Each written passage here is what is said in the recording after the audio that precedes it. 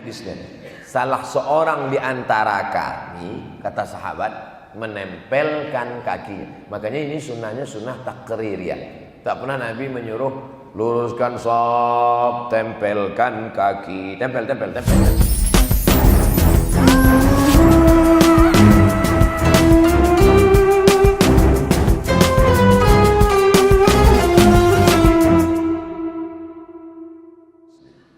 Filosofi shaf yang kedua, bahwa shaf mengajarkan kaya, rakyat jelata, bangsawan, raja-raja, kalau dia sudah berada di shaf harus siap menerima kenyataan, karena dalam Islam diajarkan shaf sama. Tak ada beda antara Salman Al-Farisi yang orang Persia dengan Ali bin Abi Thalib yang orang Quraisy, sepupu Nabi sallallahu alaihi wasallam. Tak ada beda antara Bilal bin Rabah yang orang Nubia, Afrika Utara, dengan Sayyidina Abu Bakar yang membebaskan dia, mertua Nabi sallallahu alaihi wasallam. Dulu di Makkah itu ada 4 kasta klasifikasi. Yang paling tinggi Quraisy. Di bawah Quraisy Arab tapi bukan Quraisy. Di bawah itu yang bukan Arab tapi berkulit putih. Di bawah itu yang berkulit hitam, Habasyah, Ethiopia, Habasyah, Abyssinia.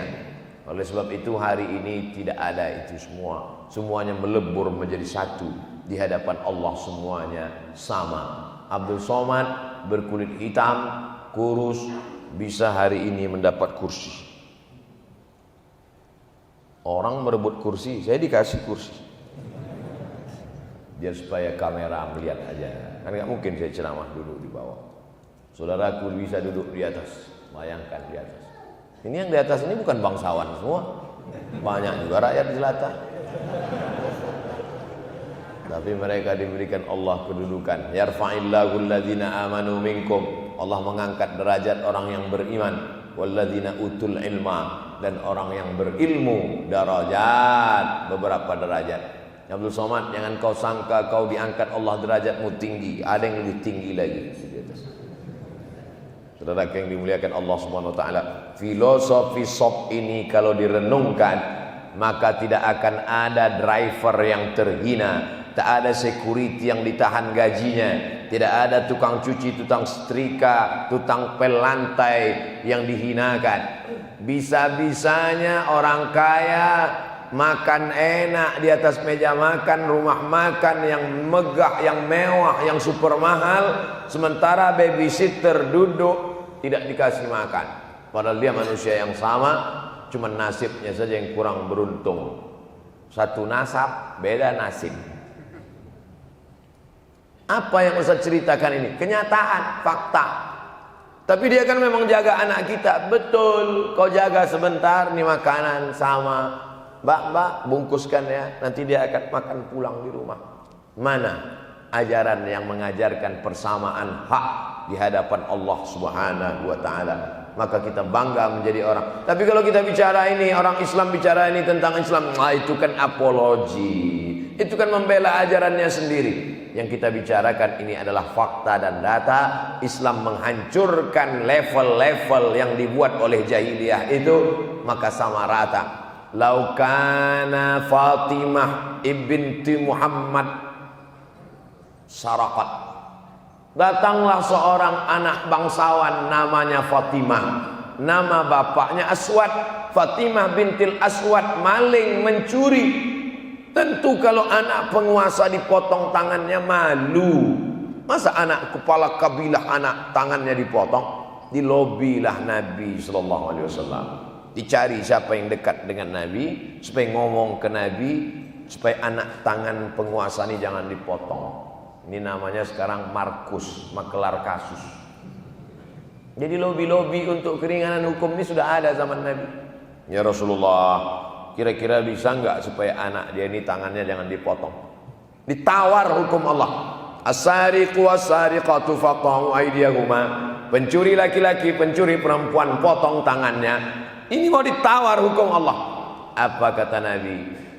Lau kanat Fatimah bintu Muhammad saraqat, seandainya Fatimah anak Muhammad mencuri, laqata'tu yadaha, maka aku sendiri yang akan memotong tangannya. Jangankan Fatimah anak si Aswad kepala suku bangsawan, anak Muhammad sallallahu alaihi wasallam sendiri pun yang mencuri akan kupotong tangannya. Tapi Imam Syafi'i ketika meriwayatkan hadis ini, luar biasa adab Imam Syafi'i. Lau kanat amatu binti Muhammad, seandainya seorang perempuan anak Muhammad yang mencuri, pasti akan kupotong tangannya. Imam Syafi'i tidak mau menyebut Fatimah anak Muhammad mencuri, karena menyandingkan nama Fatimah dengan kata mencuri mengurangi adab kepada keturunan Rasulullah sallallahu alaihi wasallam.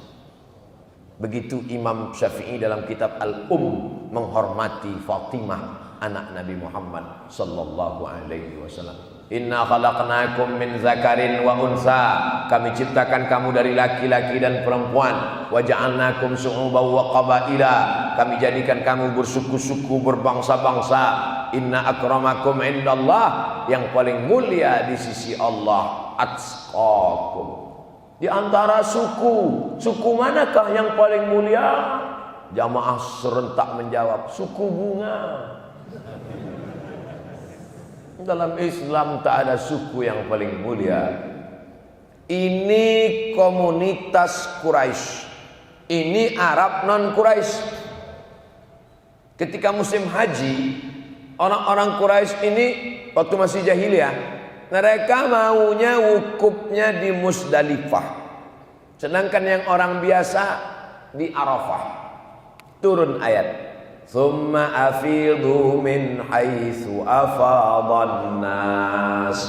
Hai orang Quraisy, bertolaklah kalian dari tempat nas. Kalau manusia wukufnya di Arafah, kalian pun di Arafah juga.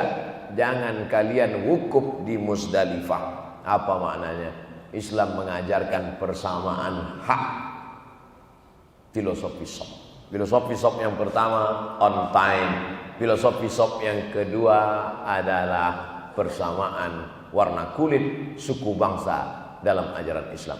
Filosofi shop yang ketiga, harus rapat dua. Qadamun biqadamin, mangkibun bimangkibin. Bahu rapat dengan bahu, kaki rapat dengan kaki. Bahu rapat dengan bahu insya Allah tidak masalah. Bahu saya dengan bahu bapak rapat enggak masalah. Yang selalu terjadi masalah kalau kaki dengan kaki rapat. Karena kalau bahu dengan bahu kulit enggak bersentuhan. Tapi kalau kaki dengan kaki, ada sebagian orang kalau kakinya tersentuh dia risih atau geli. Tapi saya tidak termasuk dalam spesies ini. Kalau saya sedang sholat, tiba-tiba ada kawan di sebelah yang menempelkan kakinya ke kaki saya tidak akan geser. Saya cuek. Asal jangan waktu sedang sholat begini-gini pula. Kalau sekedar menempel saja tidak bergerak, tak apa-apa. Sunnah. Qadamun. Tapi Nabi enggak nyuruh. Wa kana ahaduna yulziqu. Begitu bunyi hadisnya.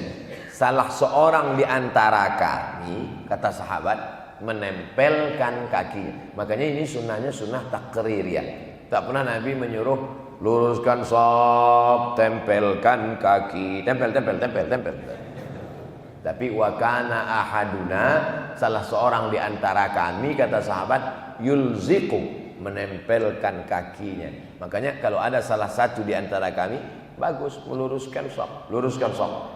Imam tidak boleh mengangkat takbiratul ihram sebelum lurus shaf. Saya tadi imam subuh, diminta jadi imam sholat subuh. Maka saya tengok dulu, luruskan shaf. Imam cukup melihat ke kiri, ke kanan, ke kiri, setelah lurus langsung turun. Jadi nggak perlu pula diperiksa sampai shaf belakang. Kadang mahasiswa yang baru-baru belajar kan gitu. Ada mahasiswa dari Libya. Kalau dia jadi imam dia semangat, dia periksa satu-satu. Anak Afrika nggak sabar kelamaan. Waktu imam dari Libya ini periksa ke belakang, maju anak Afrika ke depan. Allahu Akbar.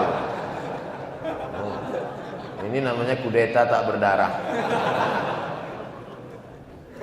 Apa filosofinya? Tidak boleh ada renggang kosong, karena ketika renggang ada, setan masuk. Filosofi SOP. Jangan pernah ada jarak di antara kita. Pak Camat, kalau ada sesuatu tentang saya, jangan tanya orang lain, langsung tanya ke saya. Bapak Ketua DKM, kalau ada sesuatu tentang saya, jangan ada pemisah di antara kita. Karena kalau sampai ada jarak kosong di antara kita, diisi langsung oleh setan. Langsung klarifikasi, tabayyun. Ustaz Somad, ada yang saya mau tanya sama Ustaz nih, tapi Ustaz jangan tersinggung ya. Iya Pak. Tolong Ustaz jangan tersinggung. Iya, mana mungkin, kita tidak ada jarak, kita saudara. Bahu kita sudah nempel, kaki kita sudah nempel, apalagi hati kita Pak. Apa yang mau Bapak tanya? Ustaz kan biasa ceramah pakai baju putih ya. Kok tiba-tiba di masjid shop ini Ustaz pakai batik? Penampilan Ustaz beda semua ini. Ini batik mereknya DS Pak. Apa itu? Dikasih di Maseto. Oh gitu ya Pak Ustadz. Iya. Kalau saya boleh dapat enggak? Tentu Bapak harganya lain. Jangan sampai termakan isu. Ini banyak orang sekarang suka makan isu. Kalau mau makan tuh lontong sayur, nasi uduk, isu dimakan. Ada orang gagal paham. Gagal paham kenapa? Karena komunikasinya rusak. Kenapa komunikasi rusak? Karena dibiarkan ada jarak antara kita. Jangan pernah ada jarak di antara kita. Karena kalau sudah ada jarak, merasa jauh, akhirnya nanya ke orang lain. Langsung saja, jangan segan. Saya mau nanya sama Ustadz tapi saya segan, ngomong payah, tulis. Nih. Ini yang mau dijawab nanti. Saudara yang dimuliakan Allah Subhanahu wa taala, filosofi SOP, kalau kita mau mencapai tujuan, jangan pernah ada renggang di dalam hati. Berpisah jarak boleh, berpisah hati tidak boleh. Makanya selesai pengajian kita ini, kita berpisah jarak.